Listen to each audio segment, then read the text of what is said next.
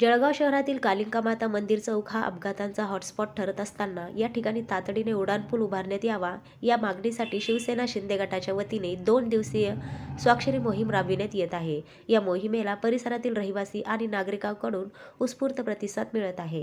राष्ट्रीय महामार्गावर असलेल्या कालिका माता चौकात वाहनांची मोठी वर्दळ असते। त्यातच वाढत्या वाहतुकीमुळे या परिसरात वारंवार अपघात होत असल्याने नागरिकांच्या सुरक्षेचा प्रश्न ऐरणीवर आला आहे। त्यामुळे प्रशासनाने या ठिकाणी उड्डाणपूल उभारण्याचा निर्णय तातडीने घ्यावा अशी मागणी शिवसेना शिंदे गटाने केली आहे। ज्या चौकांमध्ये अपघातांची संख्या जास्त आहे त्या ठिकाणी उड्डाणपूल न करता इतर चौकांमध्येच उड्डाणपूल का, असा थेट सवाल नागरिकांकडून उपस्थित केला जात आहे। अपघात रोखण्यासाठी ठोस उपाययोजना करण्याऐवजी प्रशासन आणखी बळी जाण्याची वाट पाहत आहे का, असा संतप्त प्रश्नही यावेळी नागरिकांनी उपस्थित केला।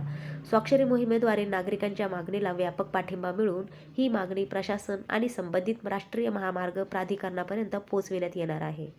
दरम्यान कालिका माता चौकात उड्डाणपूल उभारण्याची मागणी मान्य झाली नाही तर शिवसेना स्टाईलने तीव्र आंदोलन छेडण्यात येईल, असा इशारा शिवसेना शिंदे गटाच्या पदाधिकाऱ्यांनी दिला आहे।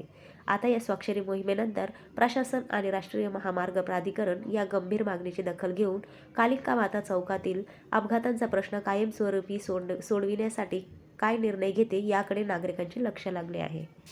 महानगरतर्फे आज स्वाक्षरी मोहीम 2 दिवसासाठी चालू करलेली आपण। त्याच्यानंतर आपण 15 दिवसाचा वेळ देणार आहे।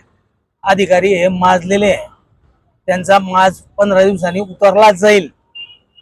जर मागण्या मान्य नाही झाल्या याचा पाठपुरावा 3 मंत्री, एक केंद्रीय मंत्री यांनाही आम्ही निवेदन देणार आहे का भाऊ तुम्ही 3-4 मिळून हा मार्ग जळगावातून जे पूलचे रस्ते आहेत तिथे पूल टाकले जावा आणि जे ऍक्सिडेंट होत आहेत ते कुठेतरी थांबले गेले पाहिजे।